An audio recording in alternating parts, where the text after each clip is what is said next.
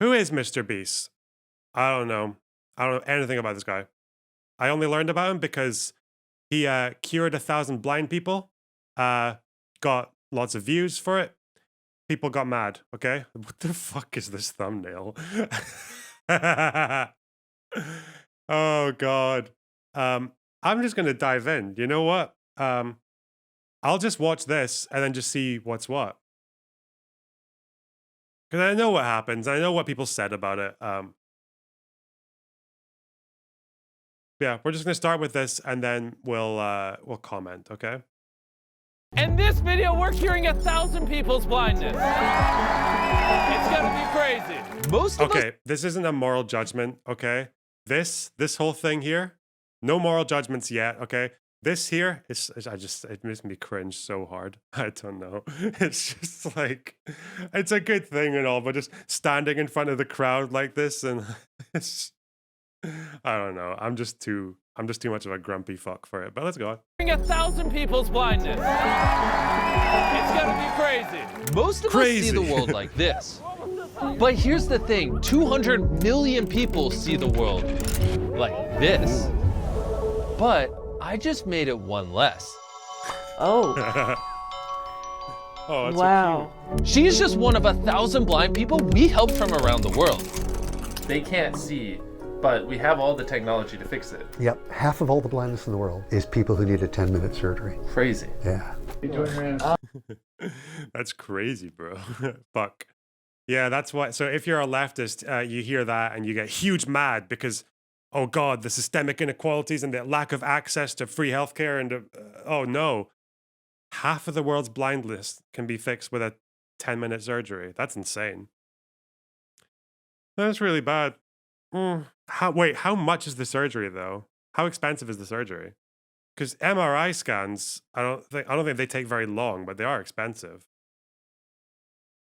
$5,000, 10 grand, 5,000. It's still not cheap, but god damn it.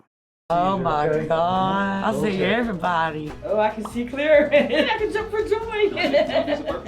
Yes, I can see your face, I can see your face, I can see your face. If you're wondering how the surgery allows people to see again, it's because the lens in their eye got so cloudy that they can't see through it. So the surgeon uses a tiny vacuum to suck up the clouded lens. Whoa, it's sucking. And replace it with an artificial one. This surgery. Okay, he's kind of lovable.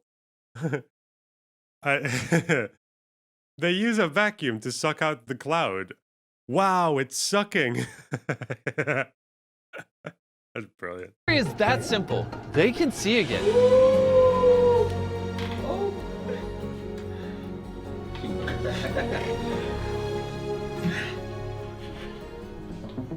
You pay for my surgery? Yes.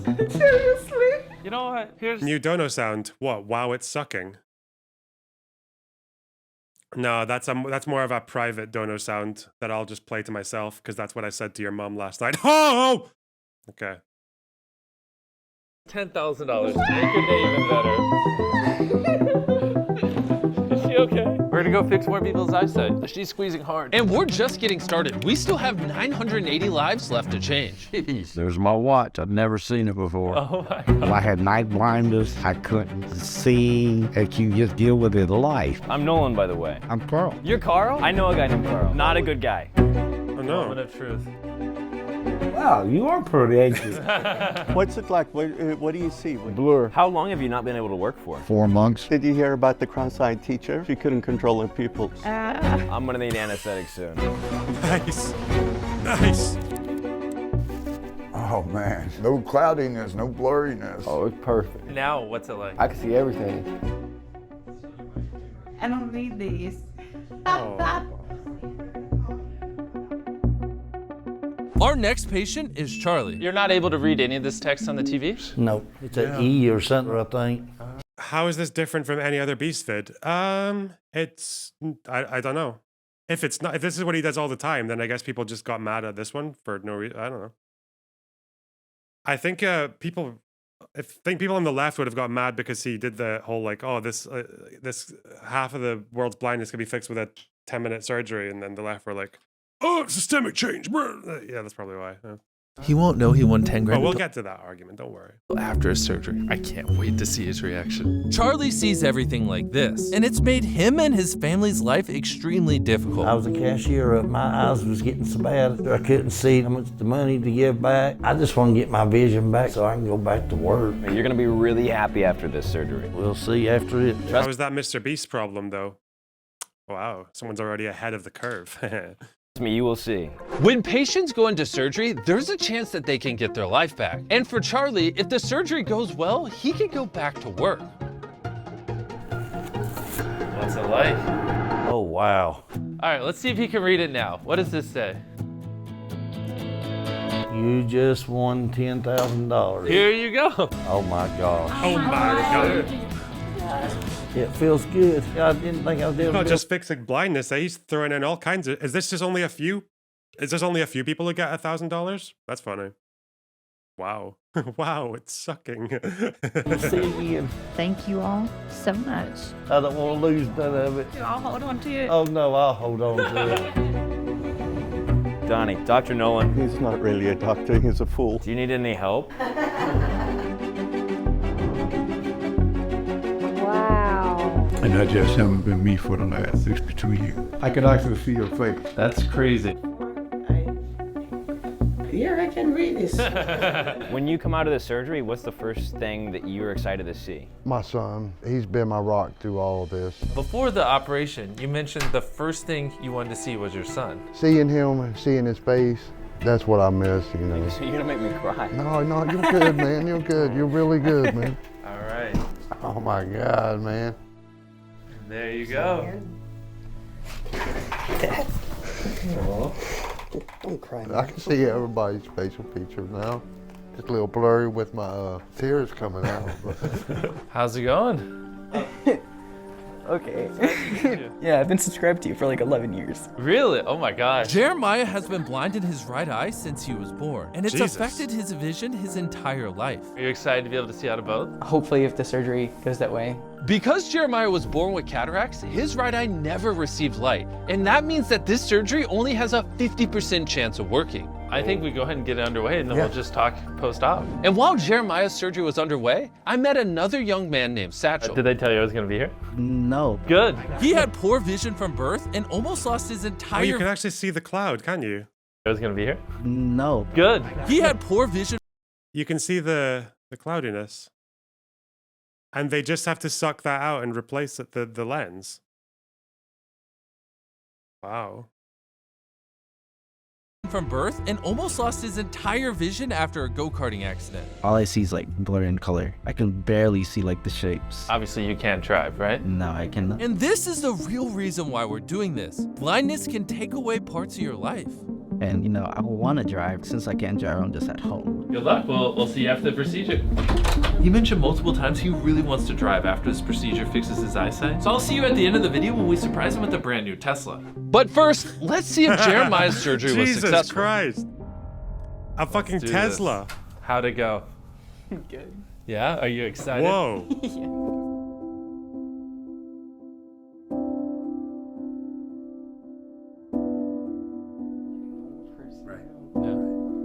Take your time. No pressure. Everything looks so more clear. Yeah. To make this day even more special, since you're about to... He literally cannot make a video without giving away a Tesla. Yeah, well, that's just first world problems, isn't it, really?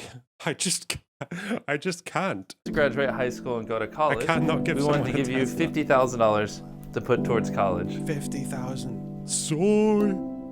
I didn't even think this was real. Like I'm waiting to wake up. Oh my God. Now let's check in and see how Satchel's surgery went. No, I don't even see any blur. God, his eye looks fucked, though. Oh. It's kind of great. How are you feeling? How's life been now? It's been good, you know. I be like looking at the cars and I'm like, wow, I can see that car all the way over there. That's good if you're gonna drive it. Yeah. I have a surprise for you. Do you mind putting on this blindfold? Hold on. I know it's a little ironic that we just did the surgery. Satchel, take off your blindfold. What? This is your friend. He really looked like he was about to hit those people, didn't he? Wait, hold on. Sorry. Fuck. Okay. Pro Tools was causing things to crackle. It was really triggering me. Okay. It was a little ironic that we just did the surgery. Satchel, take off your blindfold. What? This is your brand new Tesla. If Chris wrecks it, I'll buy another one. God damn it. Literally, I cannot put into words how I feel right now. Have you ever driven a car before? No. I love how we're letting a guy who couldn't see a couple weeks ago drive us. Yeah. Wait, there's one cone you should hit. Yeah, don't hit the cone.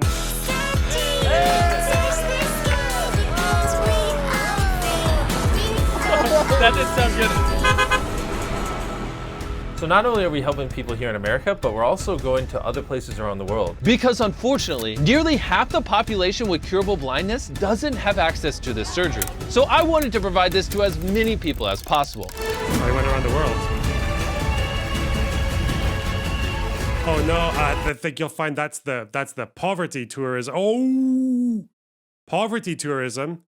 That's definitely what the blind people were thinking when they opened their eyes and they could see clearly for the first time. That's definitely what happened there.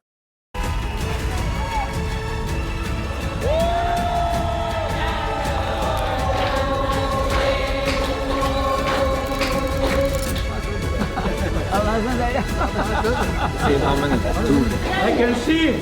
As a thank you because you were just so gracious. The music is ridiculous. Yeah, like from an artistic perspective or whatever, just like as a viewer, yeah, I just find like I would never watch this stuff for leisure. It just feels so cringe to me. But like again, it's not like I don't think the blind people care about any of that. Just in this video, we want to make a $100,000 donation. It'll bring sight to thousands of people. Como le digo, me siento nueva. I see everything. Oh my God, you are so beautiful. Wow. Thank you, MrBeast. Thank you.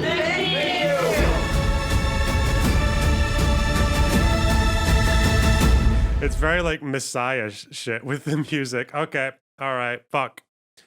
So that's the thing. Very wholesome, very cute. Can't imagine why. Okay. So, fuck. You guys know that one of my things that I like to think I'm quite good at is empathizing with people I disagree with. Usually that's like far-right people, chuds, conservatives, the occasional fascist. But today we're gonna have to do it the other way, okay? Okay. So the self-congratulatory shit is bugging. Yeah, of course it is. Yeah, it's I don't think it's normal to. I don't think it's unusual to feel that.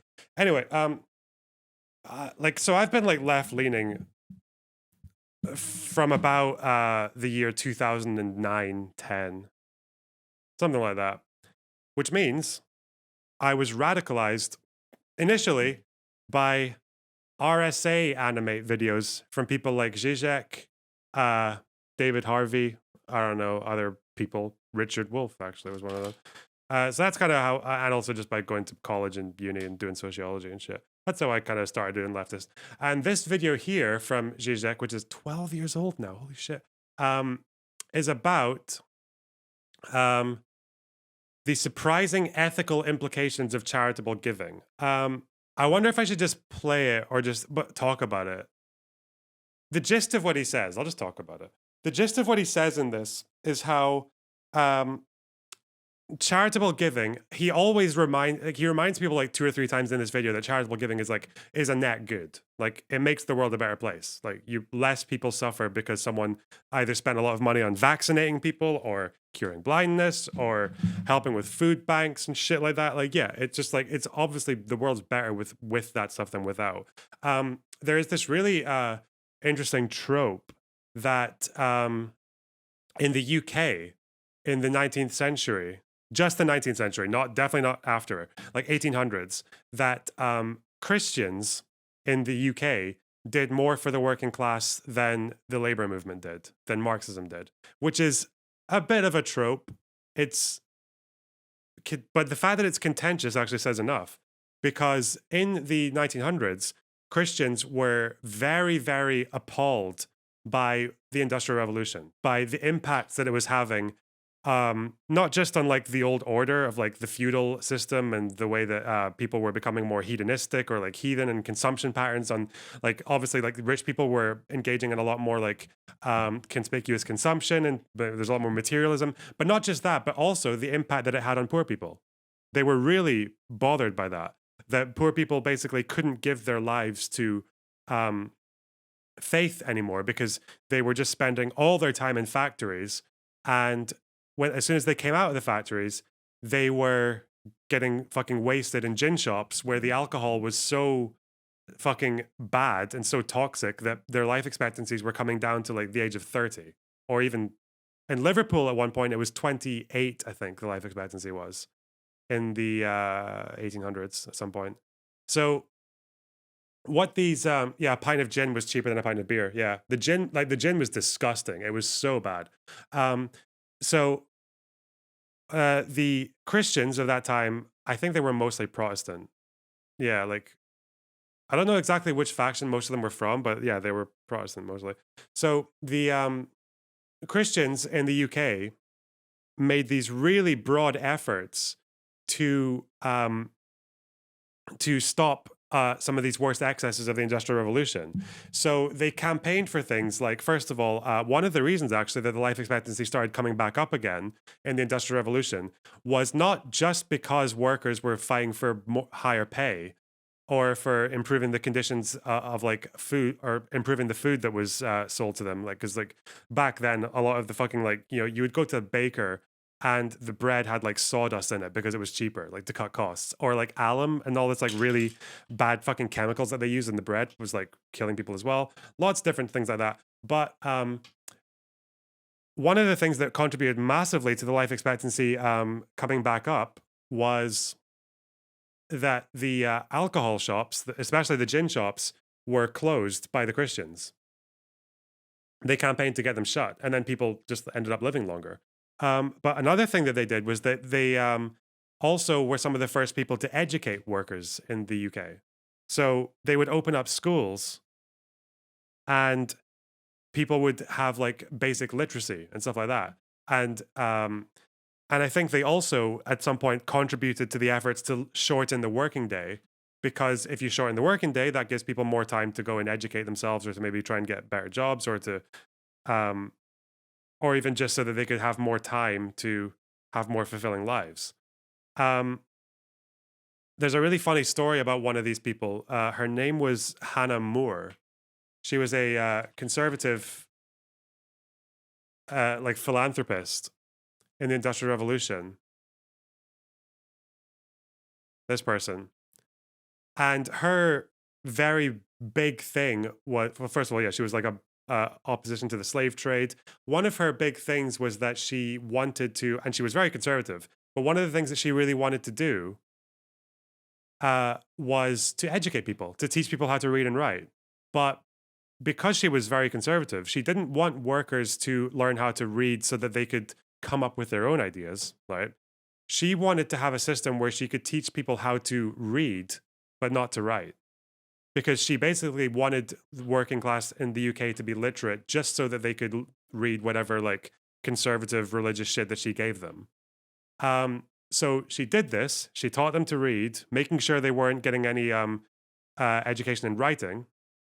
But it turns out when you teach people to read, they're going to learn how to write. You can't really do one and not get the other. So it failed.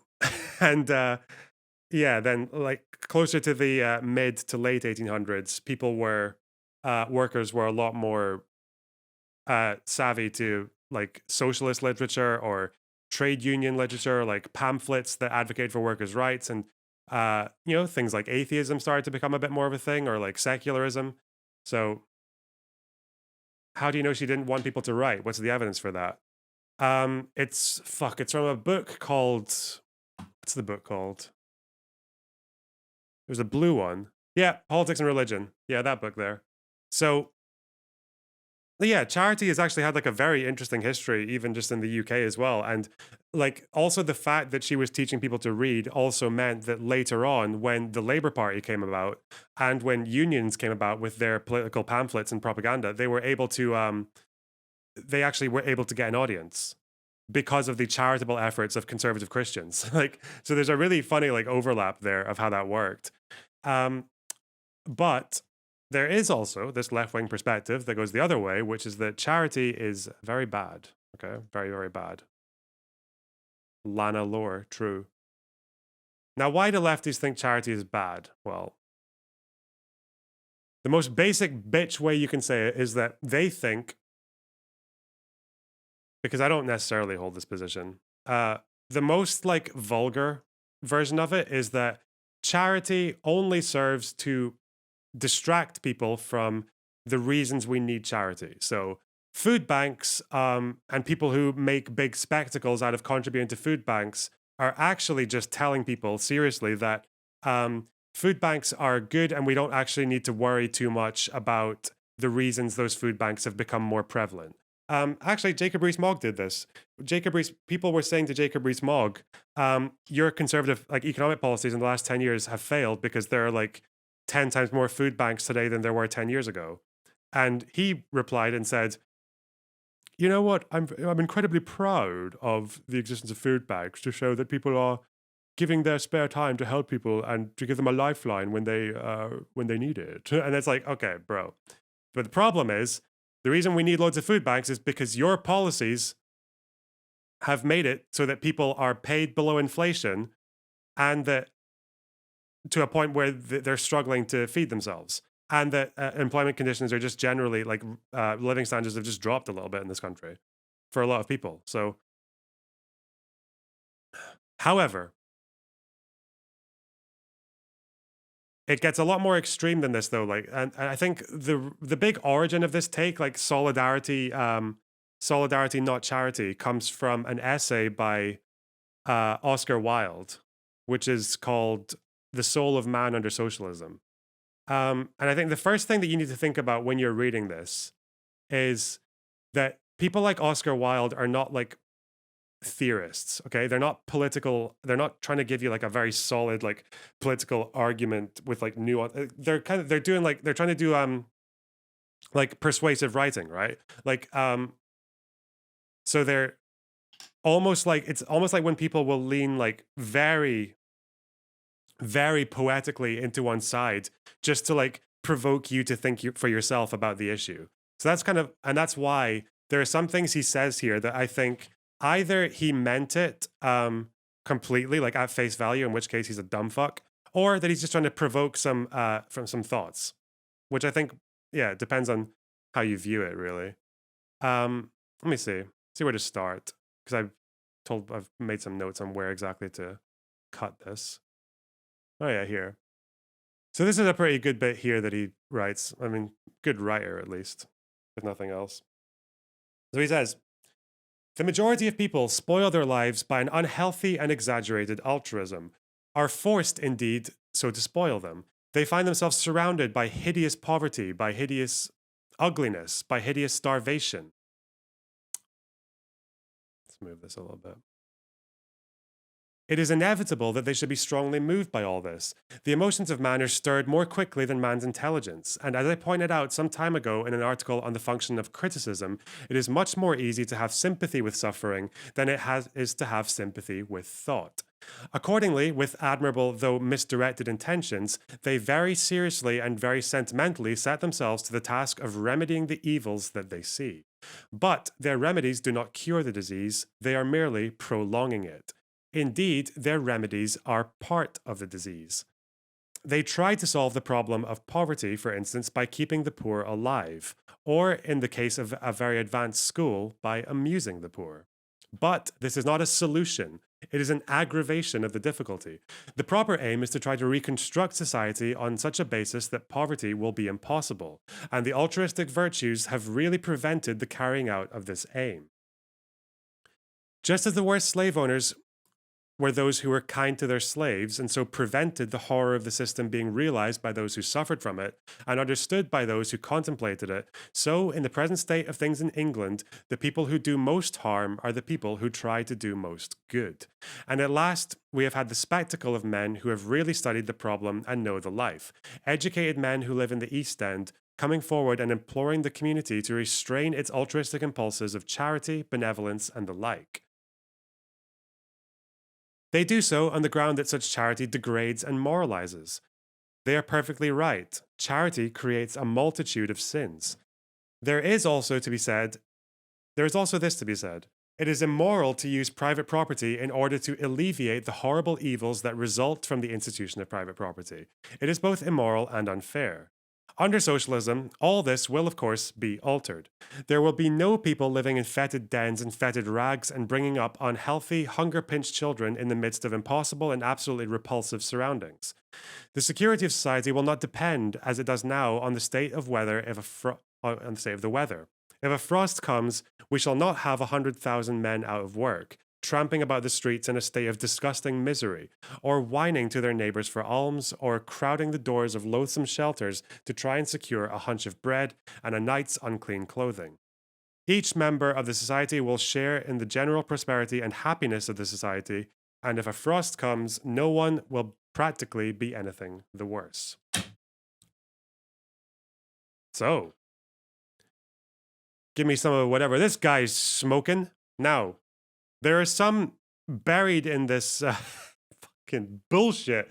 Oh God, I actually realized how little I like this, because I know Oscar Wilde wasn't a dumb guy. He was very, very smart and he was very talented and all that shit. But like, I don't think he understood quite exactly how stupid people in his audience might be, because the problem with this is that, first of all, it turned out that he was wrong.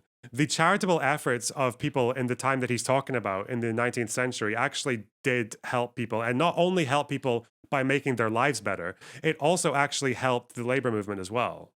That's a bit that he just completely fucked up on, because the fact that poor people in England in the 1800s had access to laughed in the face of your last had access to like interlocutor on this issue. healthcare, or to at least some, or access to education, or had their working days shortened in part because of endeavors from charitable people, then they actually had the breathing space and the resources to organize themselves into unions later on.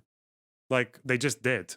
So this thing is like, you can make the criticism all you want to say that solidarity, not charity, makes a little bit of sense, in that charity sometimes does have this effect of, say, like a very stereotypical thing of a guy goes around and gives like 100 African kids access to like a surgery that, or a medicine that only costs like $10 and saves their life, but just throws them right back into the situation that produced that problem in the first place. That obviously does happen.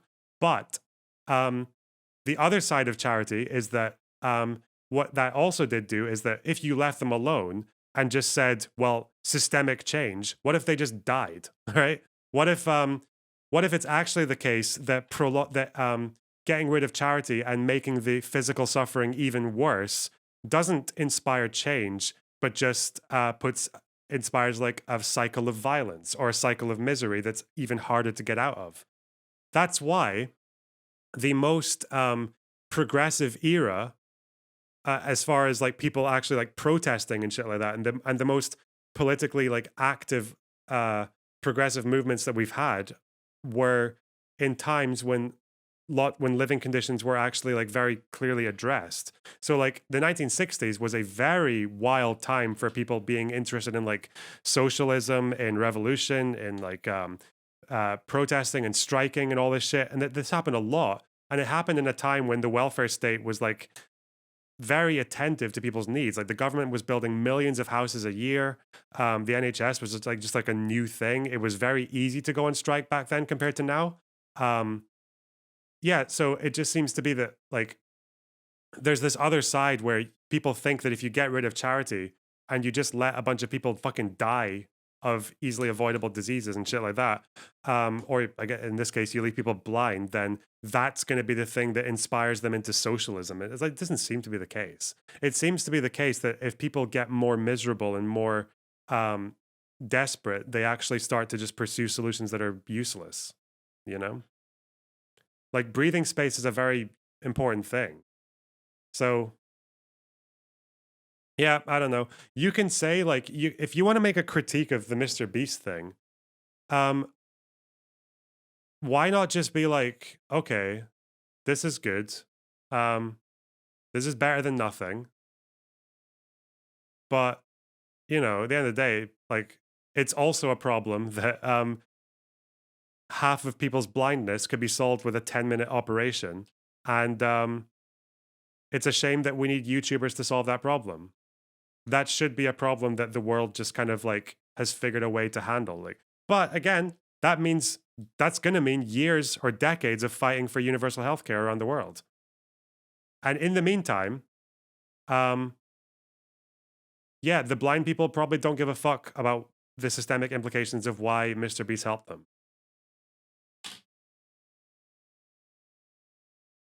He says that in a tweet too. Exactly. Okay, yeah. So it's just like, I don't know. And it's even worse when it's not just like a universal healthcare or policy thing, but when people are like, these are capitalism's problems. Like you should be focusing on capitalism. I'm like, bro, like, where is the anti-capitalist revolution in like America coming from? Like, are we really just going to sit back and wait for that shit? It's like, no, again, it's like diversity of tactics, right? Some people want to do charity.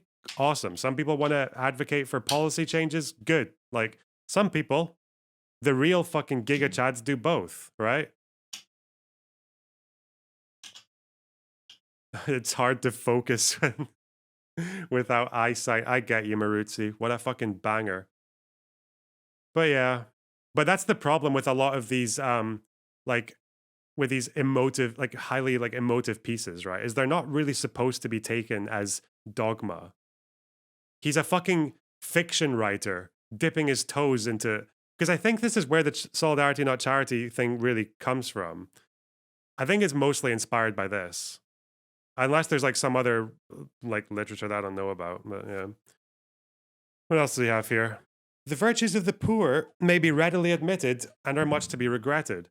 We are often told that the poor are grateful for charity. Oh, he's gonna, okay, we got a dialogue going here. He's countering, arguing. Okay, let's see what he says. Some of them are, no doubt, but the best amongst the poor are never grateful. They are ungrateful, discontented, disobedient, and rebellious. They are quite right to be so. Charity they feel to be a ridiculously inadequate mode of partial restitution or a sentimental dole, usually accompanied by some impertinent attempt on the part of the sentimentalist to tyrannize over their private lives. Why should they? I hate this bit. This is so condescending. Like, again, I don't know why you can't be grateful for the charity, but also ungrateful for the systems that made you dependent on the charity. I don't understand that. It's so stupid. All right, okay. Why should they be grateful for the crumbs that fall from the rich man's table? They should be seated at the board and are beginning to know it. As for being discontented, a man who would not be discontented with such surroundings and such a low mode of life would be a perfect brute. Disobedience in the eyes of anyone who has read history is man's original virtue. It is through disobedience that progress has been made, through disobedience and through rebellion. Sometimes the poor are praised for being thrifty, but to recommend thrift to the poor is both grotesque and insulting. It's like advising a man who is starving to eat less. Yeah. For a town or country laborer to practice thrift would be absolutely immoral. Man should not be ready to show that he can live like a badly fed animal. He should decline to live like that, and he should either steal or go on the rates, which is considered by many to be a form of stealing. As for begging, it is safer to beg than to take, but it is finer to take than to beg. No. A poor man who is ungrateful, unthrifty, discontented, and rebellious is probably a real personality and has much in him. He is at any rate a healthy protest. As for the virtuous poor, one can pity them, of course, but one cannot possibly admire them. They have made private terms with the enemy and sold their birthright for very bad pottage. They must be extraordinarily stupid. Oh my God. I can quite understand a man accepting laws that protect private property and admit of its accumulation as long as he himself is able under those conditions to realize some form of beautiful and intellectual life. But it is almost incredible to me how a man whose life is marred and made hideous by such laws can possibly acquiesce in their continuance. So again, I guess he's calling people who are grateful for charity like bootlickers, which I don't know. Like there's an argument in there for like poor people who vote against their interests. Like that's a lot of how Republicans throughout the 80s and 70s, 80s and 90s basically got poor people in the Midwest to vote for policies that basically just made rich people happier in exchange for some like cultural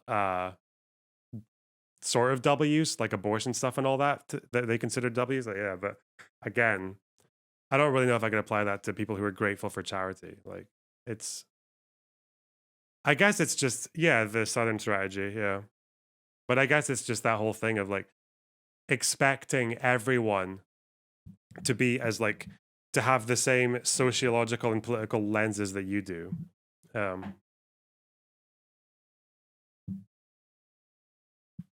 Anyway, I think we'll leave that there. And I didn't want to pick up on any particular critics because,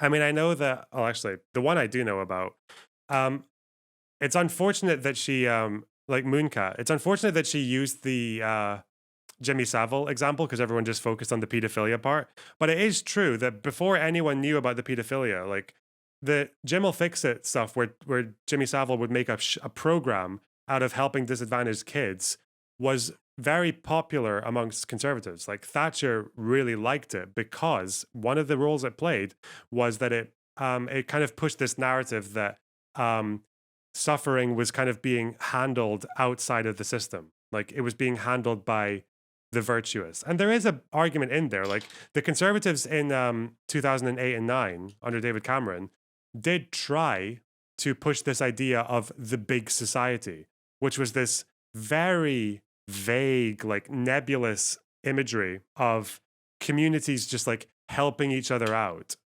without depending on the government.